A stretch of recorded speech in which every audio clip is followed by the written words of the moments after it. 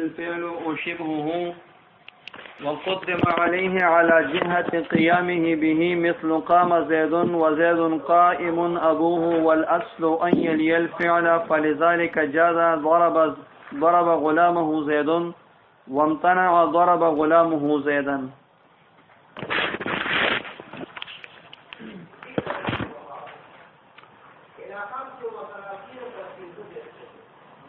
فمنه بعضی د انواع د جنس مرفوعنا فمنه پس بعضی د انواع د جنس مرفوعنا الفاعل اغه څه دی بیا فاعل نه د مرفوع ګڼ اقسام دي ګڼ انواع دي د جنس مرفوع ګڼ اقسام او انواع دي اته انواع لري خزویا نو فمنه دی وی چې بعضی د انواع د جنس مرفوعنا الفاعل څه شی دی بیا فاعل نه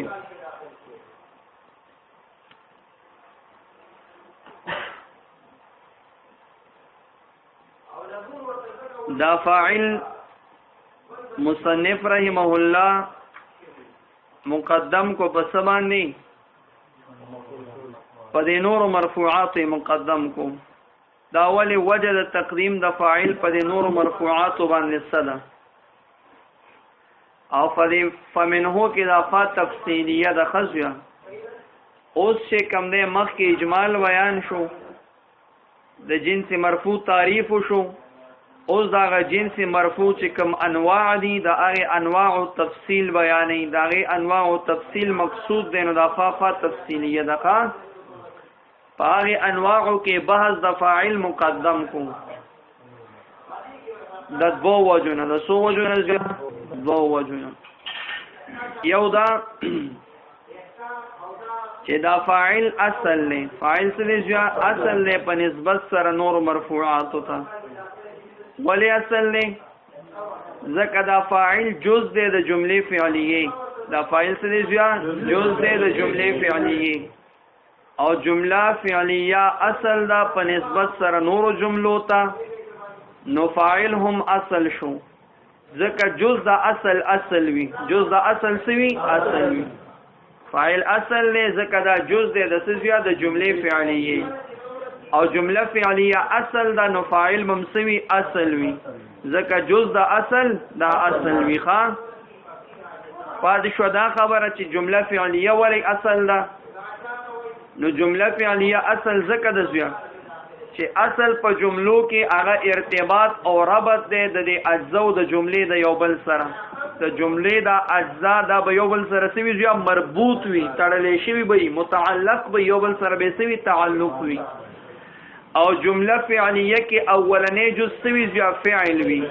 نو چې هغه جمله فعلیه اول جز فعل وی هغه اولا ابتداء چې ذکر شي اولا تقاضا د ارتباط کوي اولا تقاضا د څه کوي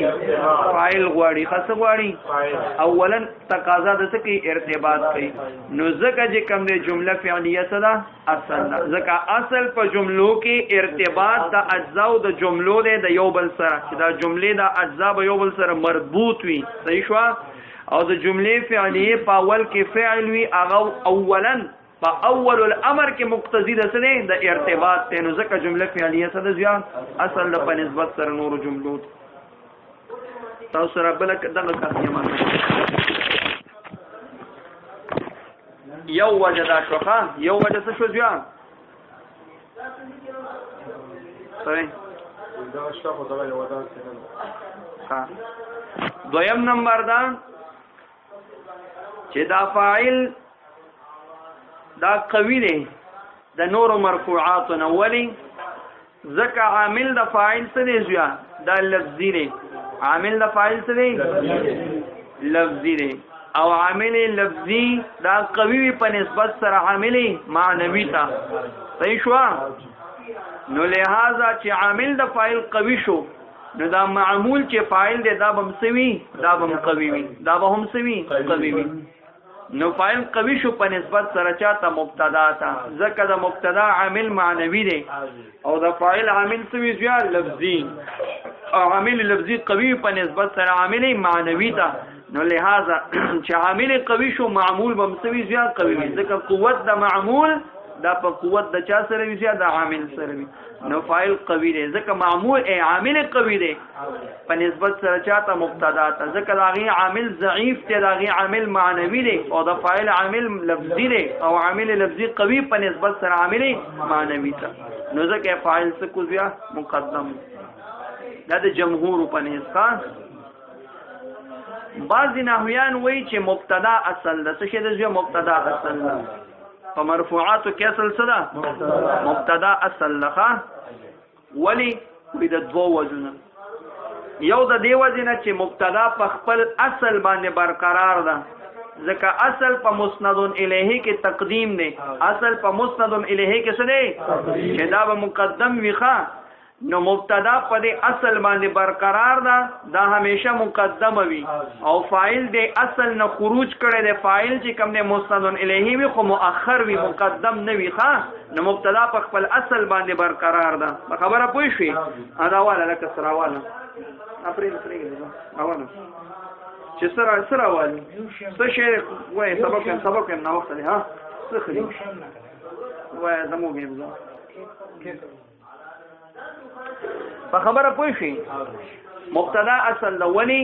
ځکه مبتدا په خپل اصل باندې اصل په مسند الیه کې دا چې دا مقدم وي او مبتدا په دې اصل برقرار پاتې دا مقدم وي په خلاف د فاعل سره فاعل اگر چې مسند الیه دی خدا مقدم نه وي دا د فعل نسوي مؤخر بعض نحویان وي او دویمه وجه دا چې مبتدا ځکه اصل ده چې مبتدا باندې حکم لګي هم په اسم مشتقی سره هم په مشتقی سره هم په جامد سره هم په مشتقی سره زید قائم کې زید مبتدا ده قائم اسم مشتقی دی حکم په قائم سره په مبتدا لګیدل دی او هاذا شجرنا هاذا مبتدا او شجرنی خبر صحیح شو او شجر اسم مشتقی دی که جامد دی جامد نو مبتدا باندې حکم لګي پس په جامد او مشتقی دواړو او په فاعل باندې حکم لګي صرف په مشتقی سره فعل مشتقی دی کنه مصدر نه مشتق دی په جامد سره په فاعل باندې حکم نه لګي نو ځکه مبتدا اصل نه خبره کوي مرفوعات او جمهور وینا فاعل اصل نه او د دې دلایل ته جواب کوي چې سیدا اصل مسند الیه کې دا دی چې دا به مقدم وي دا به سي مقدم خو فاعل کې دا تقدیم چې نه دی راغلی دی مؤخر ذکر کیږي دا د وجه د یو ضرورت نه د وجه د سنځ د ضرورت نه کچر تفاعل مونږ مقدم کو مونږ وی چې دا مسند الیه دی او مونږه مقدم کړو نو د فاعل التباس راځي د چا سره د مبتدا سره ولی چې فاعل ته مقدم کې او پته نه لګي چې دا مبتدا دا دارستو فعل ورته خبر دی او کنه دا فاعل دی دارستو فعل دی ورته په خبره پويږي نو دا دغه ضرورت د وجه دلته مانع موجود دی دا غي د وجه دی فاعل کې سره غلې دی زیا تاخير راغلی دی صحیح شو دا وجه د ضرورت نه تاخير راغلی نو دا چې دا گویا کې عدم تاخير ځکه د ضرورت د وجه دی کنه پاتې شو دا چې مبتدا باندې حکم لګي په جامد او مشتق دواړو سره په فاعل باندې حکم لګي جامد او مشتق دواړو سره ضرب زیدون کې ضربا مشتق دی او نعم الرجل کې نعما دا فعل دی او فعل جامد دی خو مشتقی نه دی او پر رجل باندې په حکم په نعم باندې حکم لګیدل پچا الرجل فاعل باندې ښا په خبره پوه شوي نو فاعل اصل دی ښا فاعل څه دی ښا ځکه فاعل مقدم کو دا خو وجه د څه شو د تقدیم شو دی وجه د څه شو دی وی فمنه الفاعل اوس په دې فمنه کې دا هو ضمیر راغلی دی کنه او هر ضمیر څه غواړي چې مرجع غواړي نو مرجع به موږ معلومو کنه چې مرجع څه شی ده نو دې په مرجع کې دوه احتمال دي دوه احتمال دي او هر احتمال کې دوه خوبیان دي او دوه ورکې سني خامیان دي هر احتمال کې دوه خوبیان دي او دوه خامیان یو احتمال دا دی چې په فمنه کې دا هو ضمیر راځي دی چاته دا جنس مرفوع ته راځي دی چاته جنس مرفوع ته راځي دی نو خوبي په دې کې یو ادا د زیات چې دا راځي شي جنس مرفوع ته دا راځي شي څه ته زیات جنس مرفوع ته نو دا راځي شو چاته زیا مقصود ته چاته مقصود ته یو او دیمه خوبی دا نه چې دا فمنه کې هو ضمیر راځي شي جنس مرفوع ته انتشار د ضمائر ناراضي څه ناراضي ځکه مخکې هو ما اشتمل على علم الفاعلیت کې هو ضمیر راځي او جنس مرفوع ته نو دلته هم هو ضمیر راځي شي چاته جنس مرفوع ته نو انتشار د ضمائر ناراضي د دواړو ضمائر مرجع یو شوخه او چې راځي شي چاته جنس مرفوع ته نو زمون مقصود تم زمونږه چې کوم مقصود دی مکه مقصود تم راځي کېږي یو او بلدا چې انتشار د ضمائر ناراضي دي دوه څه خوبیان شي خامیان یې سدي چې دا راځي شي چاته جنس مرفوع ته یو خامی ده چې سره مرجع سو ګرځي د ضمنیو ګرځي دا مرجع صریحین دا ضمنی دا ذکر جنس مرفوع ذکر دی په ضمن د المرفوعات کې صراحتا نه ذکر دی خامی شو یو او بلدا چې دا راځي شي د چاته جنس مرفوع ته نو مرجع بعید او ګرځي دا مرجع سو ګرځي دا بعیده او اصل مرجع کې دا چې قریب وي صحیح شو دا دوه خامیان شي او دوه خوبیان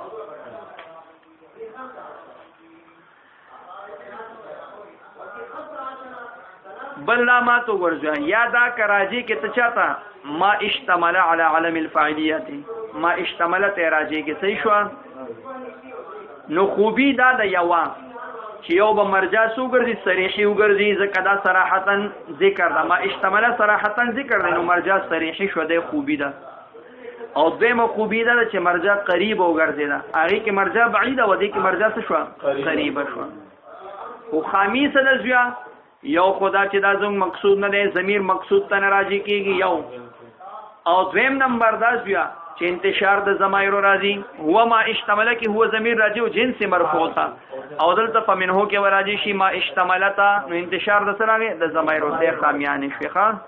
خبره پوي شوي ها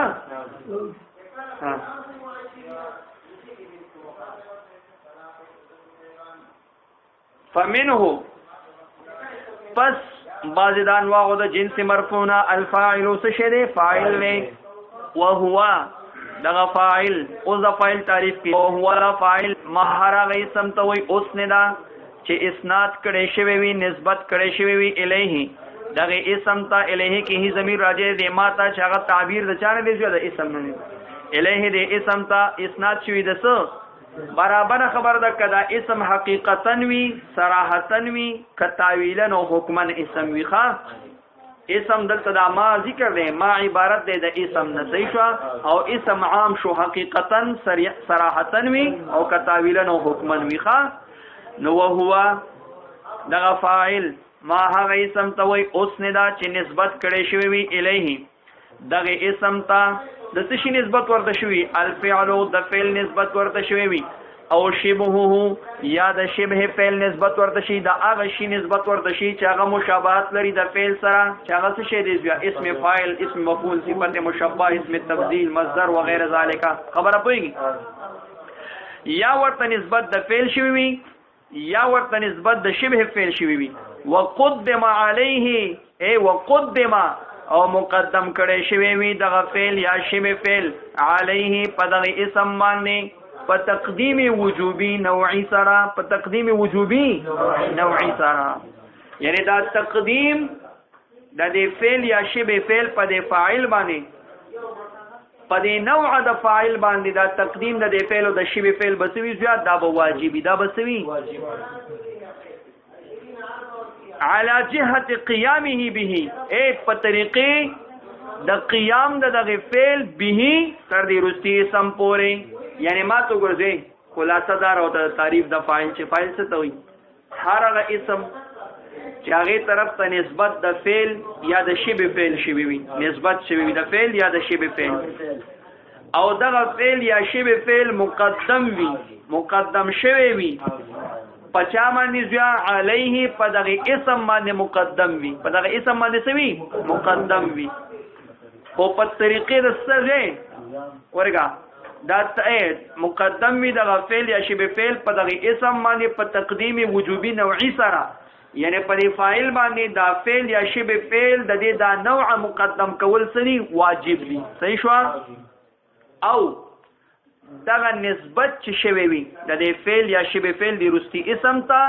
دا په طریقې د قیام سره وي یعنی دا په طریقې د قیام معنی څه یعنی دا فعل بدی رستی اسم پورې قائم وي تنه بیا صادر وي یا ور پورې قائم وي نه چې دا په باندې به واقع وي اصل کې دا احتراز کې د چانه زیات د نائب فاعل نه ځکه نائب فاعل تم نسبت د فعل شوی وي صحیح شو او دا فعل په باندې مقدم وي خو په طریقې د قیام نه بلکې په طریقې د وقوع لکه ضرب زیدون معنا څه وهله شو زید نو زید وهله شوی دی د فعل نسبت زید ته شوی دی خو په طریقې د وقوع نه په طریقې د قیام صحیح شو او یا علی جهه قیام به یعنی په طریقې د قیام د دغه فعل یا شبه فعل به دی اسم پورې مقصد او مطلب دا دی چې دا فعل یا شبه فعل به معلوم وي دا به وي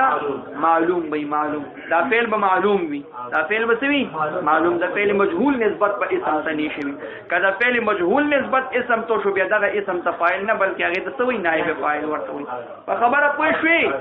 ها په دې تعریف پوه شوي ها ها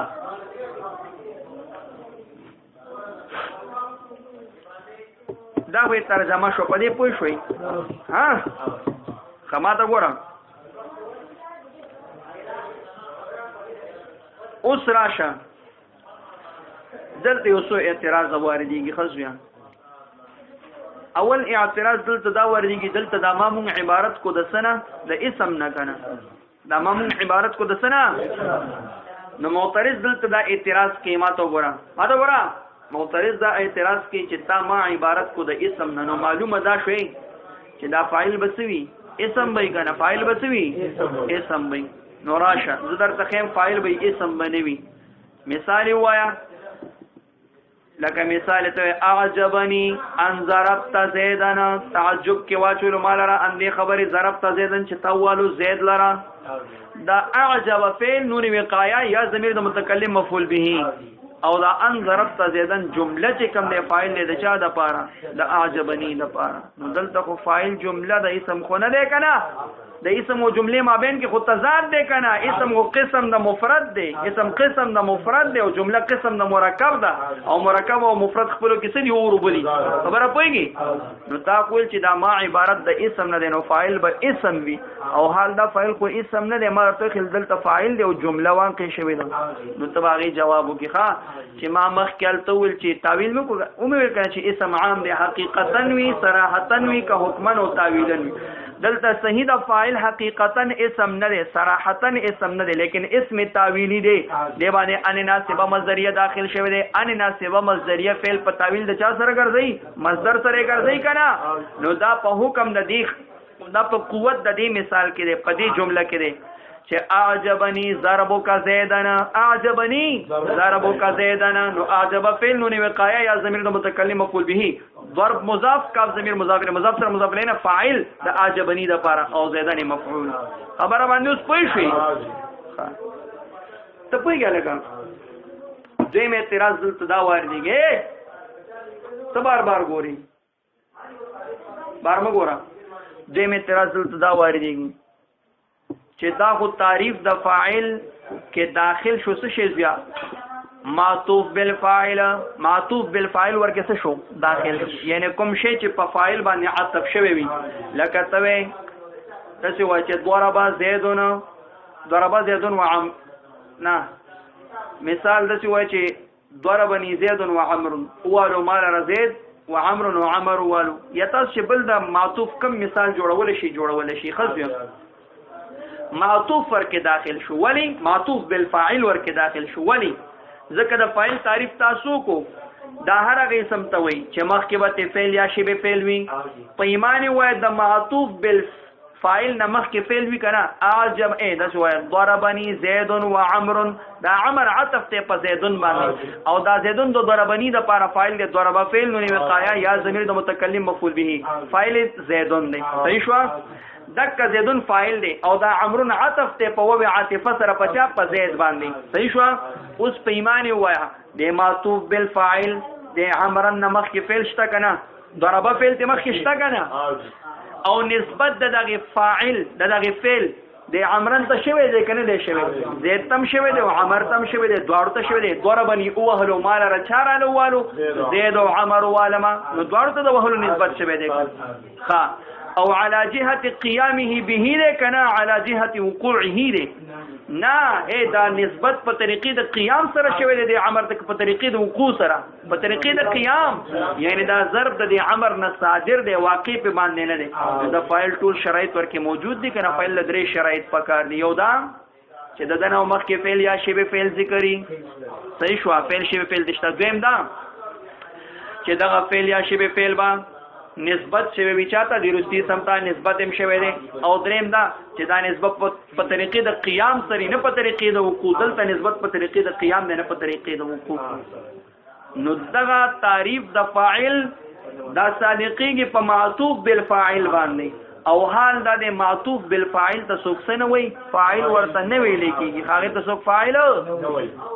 مونږ وایو کاکا ګولا دلته د اسناد نه مراد اسناد بالاصالت ته اسناد بلا واچو اس کا ملمتم واچو دلته مراد د نسبت نه چې د فعل یا شبه فعل نسبت په شوی دی رستی اسم ته الته مراد د نسبت نه نسبت بالاصالت ته نسبت بلا او په معطوف بالفاعل کې نسبت صحیح ده د فعل چې کوم دی رستی معطوف ته شوی وی خدا بالاصالت وی که بالتبع وی دا بالتبع وی خا بالاصالت نسبت خو اولنی فاعل ته کیږي او د معطوف ته کیږي دا بالتبع کیږي خا او دلیل په دې سره چې دلته اسناد بالاصالت مراد دی دلیل پیدا دی چې د توابع ذکر ماتن رستو په خپل بیل کړی دی توابع رستو ذکر کوي کنه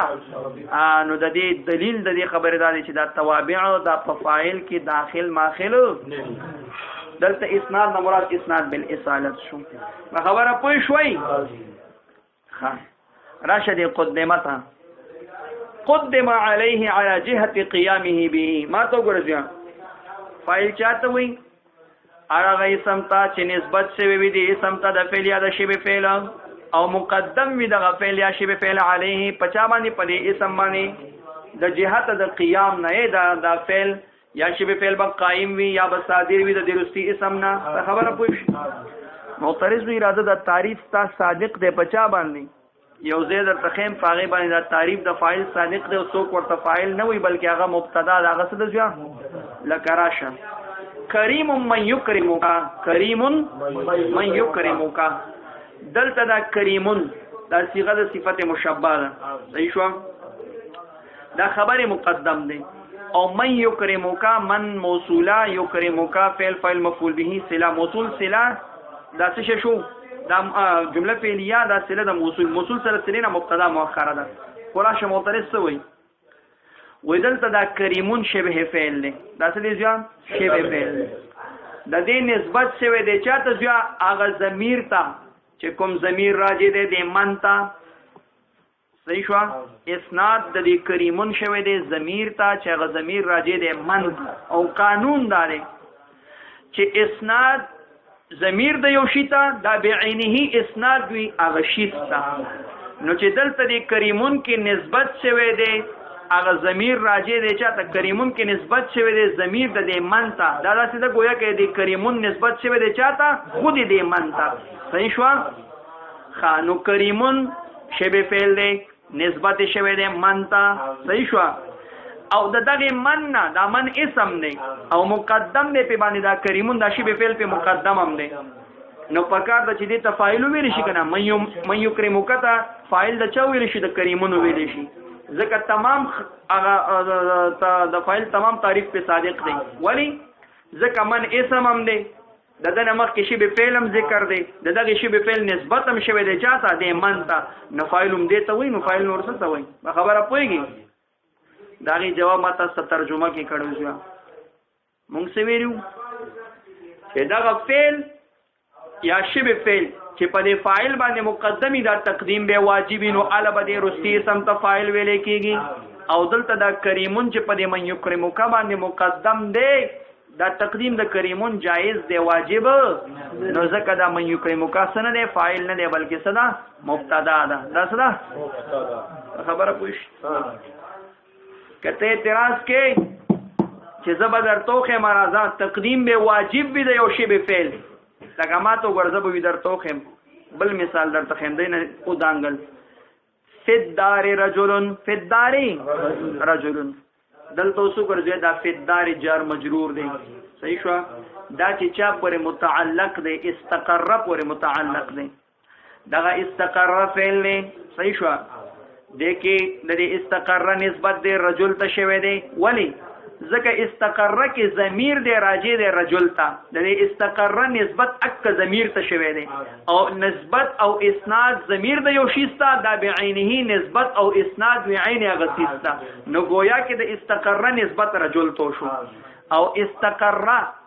پر رجل باندې مقدم نه که مؤخر دی مقدم هم دی او تقدیم د استقر یعنی فداری په دی رجل باندې واجب هم دی دا په باندې سم دی واجب نو بیا پکار د چې رجل ته سو وایا فاعل وایا او تو ورته مبتدا مؤخر وي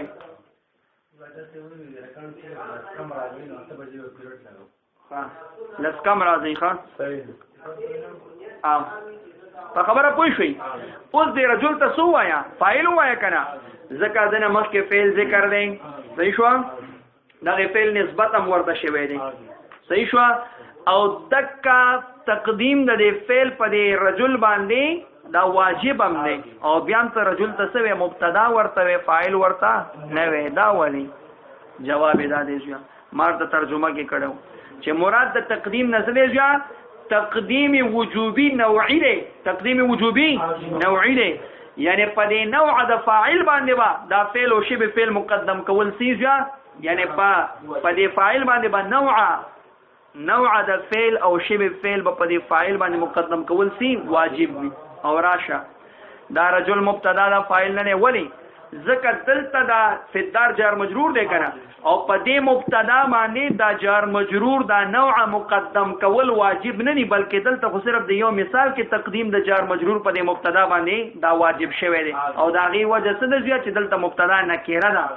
مبتدا څه ده نکره ده او نکره مبتدا واقع کېدې نشي نو چې کله ته مبتدا نکره واقع کې هغه کې به تخصیص راولي دلته تخصیص په سر راغلی دی یا په تقدیم سره ځکه تقدیم د ما حق او تاخير یوجب الحصر والاختصاص نو دلته دا جار مجرور موږ مقدم کو چې د مبتدا کې تخصیص راشي او مبتدا واقع شي نور نوع د جار مجرور په د مبتدا باندې مقدم کول واجب نه ني بلکې دا یو فرد مقدم شوی دی د سینې شوی دی چې زیدن فداری زید فدار ویل شي کنه نو وینا مکټو بچا زیدن فدار ویل شي کنه نو چې فد یک چرته نوع د جار مجرور په مبتدا باندې مقدم کول واجب وي پکار چې زیدن فدار بیا جایز نه وي څنګه باندې ویلې فدار زیدن خبره پويږي نوع واجب نه او دلته څنګه تقدیم نه مراد څه تقدیم نوعي تقدیم وجوبي نوعي مراد دی ښا اوس په خبره پوه شئ وړاندې ځم مثل قام زیدون وی مثال لکه قام زیدون شو ګور دا زیدون څه دی اسم دی صحیح شو مخکې تینا فعل ذکر دی او دغه فعل نسبت دی زید ته شوی دی قام زیدون ادرد زید نو دی ولاړ نسبت زید تو شو کنه ښا او په دا زید تینا مخکیم دی صحیح شو مخکې شویم دی په او د دې قام نسبت دی زید ته په طریقې د قیام دی که په طریقې د وقوع دی په طریقې د قیام یعنی دا قیام د دې زید نه صادر دی ها دا نه چې په دې زید واقع دی لہذا دا زید فاعل دی دا مثال د فعل شو چې دا فاعل نه مخکې فعل وي دویم مثال وزید قائم ابوه دا مثال د ذکر کې زیات د شبه فعل ذکر کې ګوره زید مبتدا قائم صيغه د اسم فاعل دا شبه فعل دی دغه شبه فعل نرسته اسم ذکر دی ابوه مضاف مضاف الیه دا اسم دی خبره پوه شئ اسم ته رسته ذکر دی او د دې شبه فعل نسبت دی اسم ته شوی د دې قیام نسبت ابوه ته شوی دی کنه ای معنی دا زیدون زید چې دی قائم ولار دی سوق ولار دی ابوه پلار د دې زید ولار دی د دې قیام نسبت هم شوی دی چاته ابتا او دا قیامن تینا مقدمم دی قائمن ته مقدمم دی صحیح شو او نسبت په طریقې د سنې زیات د قیام نه په طریقې د وقوع لہذا ابوه فاعل شو د چا د پاره قائمن د پاره نو ترکیب بدا څه کوي چې زید مبتدا قائمن صيغه د اسم فاعل لفظ اب مضاف و ضمیر مضاف الیه مجرور محلا مضاف سره مضاف الیه فاعل د قائمن د پاره قائمن صيغه د اسم فاعل سره د خپل فاعل نه د شبه جمله خبر د مبتدا مبتدا خبر جمله اسمیه خبریه والاصل ان يلي الفعل فلذلك جاز ضرب غلامه زيد وامتنع ضرب غلامه زيدا اے ما ته ګورځه اصل په فاعل کې خودلتا ګوره اعتراضات او جوابات د تاسو ترجمه کې کوم ښا اصل په غنو معناګانو سره راځي اصل په معنا د قانون او قاعده کلیه سره راځي صحیح شو. اصل په معنا د راجح سره اولا سره مرাজি، دلته اصل په معنا د راجح او اولا سره دی، خزویا په معنا د قاعده کلیه سره نه دی. ځکه بعد کې بیا موږ باندې اعتراض واردېږي، دا غي اعتراض بیا موږ جواب کوو. نو ترجمه به داسې کوي، ګورئ وروړه، والاصل ان يلي الفعل، والاصل اصل په فاعل کې انداده یلیا ته سبق ته متوجه شته پرې ده بس. والاصل اصل یعنی اولا او راجح انداده یلیا چې نږدې وي، هغه هو ضمیر راجع دی چاته فاعل ته، چې نږدې وي یعنی واقع وي دغه فاعل الفعل د فعل سره بلا فصله، یعنی اصل راجح اولا په فاعل کې دا دی چې دا فاعل به د فعل سره متصل ذکر کې بغیر د وقوع د فصل نه په مابین د فعل او د فاعل کې په معمول آخر د فعل سره د فعل یو بل معمول به د فعل او د فاعل په مابین کې نه ذکر کې. اصل فاعل کې دا دی، اولا دا د راجح دا دی، خو تر څو چې کله د فعل او فاعل د دې اتصال نه مانع موجود نه وي. څه موجود نه وي؟ مانع موجود نه وي. کچرته مانع موجود وو نو بیا ورکه اولاد نه ده، بیا ورکه اولاد بیا به کوم دی فصل راتلی شي. ورځي اصل اولا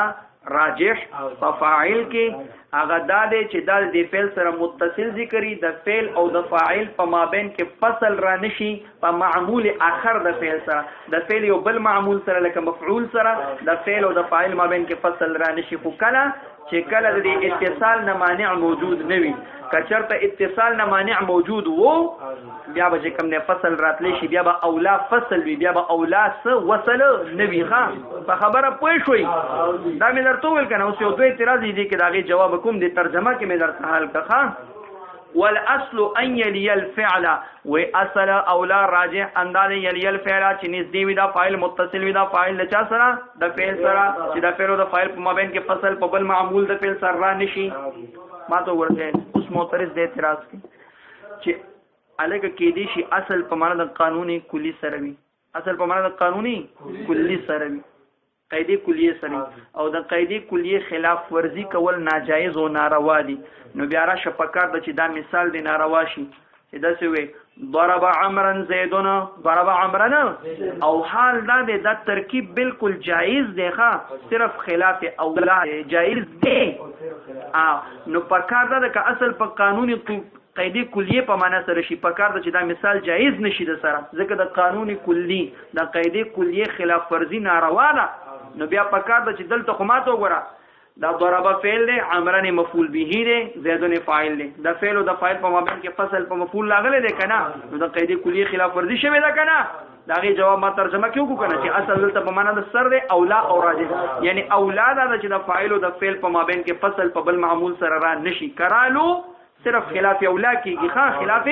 اولاد خبره پوهیږي. دوی می اعتراض ده چې بیا خورا درته یو بل مثال خیم پکار ده چې هغه د خلاف اولا شي. ولی ورته 10 منټه یې تیاغستیو و خپل سوال جوابونه کې خپل کار بګي سبق توجه سره کې نه معنی 10 منټه اغست خپل حق وته نه مګنه غرق ته یو غم کو ماګه یو پیریډ شو غننو ما ته ګورم ویراشه درته بیا یو مثالو خیم پکار چې هغه د خلاف اولا شي کنه. حال دا نه هیانه هغه ته خلاف اولا نه وای، لکه ضربکا زیدون ضربکا، ضرب فعل، کاف ضمیر مفعول به، کاف ضمیر متصله مفعول به، او زیدون فاعل. نو پکار دا د تویل چې اولا احسن بهتر دا چې د فعل او د فاعل په مابین کې فصل او معمول اخر سره را نشي. نو دلته خو فصل لاغله د پکاف ضمیر مفعول سره کنه، پکار د دې مثال تاسو وایا غیر اولا وایا، حال دا دي خلاف اولا نه وي نحویان. دا غي جواب متوسط ترجمه کوو چې دا فصل علی خلاف اولا دی چې کله مانع موجود نوي، او چې کله مانع موجود بیا فصل خلاف اولا. دلته مانع موجود دی، معنی څه دی؟ اتصال د ضمیر منصوب متصل دی د فعل سره، چې فعل سره ضمیر منصوب متصل په وشي بیا فاعل جدا کېدی شي د چانه د فعل. خبره پوه شي؟ اوس ګور ورته ولذالک جاز ضرب غلامه زیدون، ویم د دی وجنه د څه وجه نه چې اصل په فعل کې دا دی چې دا به د فعل سره متصل وي، یعنی د فعل رتبه مقدم ده د چانه د فاعل رتبه مقدم ده، د فاعل رتبه مقدم ده د چانه د مفعول نه. وې دا ترکیب جایز دی، دا څه ویلی شي. ګورئ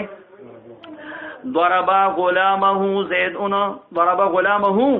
زیدون ویلی شي. ما ته ګورئ ضرب فعل، غلام مضاف، او ضمیر مضاف الیه، مضاف سره مضاف الیه مفعول به مقدم، زیدون فاعل.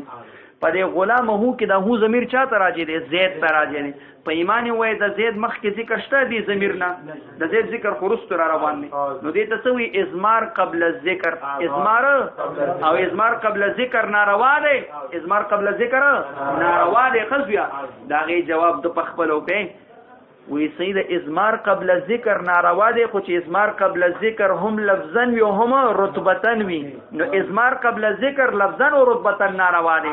دلته د فاعل رتبه خو مقدم نه مفعول باندې کنه، دلته اضمار قبل الذکر لفظا شتا، یعنی ذکر د لفظ مخ کې نه دی شوی، خو رتبه د زید خو مقدم نه په چا باندې؟ غلامه مفعول باندې. نو اضمار قبل الذکر صرف راغلی دی لفظا نه رتبتا، او اضمار قبل الذکر لفظا او رتبتا ناروا دی. دلته اضمار قبل ذکر صرف لفظا دی، رتبتا نه دی. اوس په پوه شئ. ښه وامتنع ضرب غلامه زیدنا، او وی دا ترکیب ممتنع دی، ناروا دی، ناجایز دی. چې دا شوی ضرب غلامه زیدن، ضرب فعل، غلام مضاف، او ضمیر مضاف الیه، مضاف سره مضاف الیه، فاعل د چا د پاره؟ ضرب د پاره، او زیدن مفعول به. اوس په دغه غلامه کې هو ضمیر زید ته راځي دی، دا زید لفظا هم رستو دی او رتبتا هم رستو دی، ذکر دا مفعول دی کنه، او د مفعول رتبه د فاعل نسی رستو وي. نو اضمار قبل ذکر یعنی ضمیر راجع شو مخکې د ذکر کولو د مرجانه، هم لفظا هم رتبتا، او اضمار قبل ذکر لفظا رتبتا لا يجوز، لهذا دا ترکیب ممتنع دی. دا والی زیشا معظم نمبر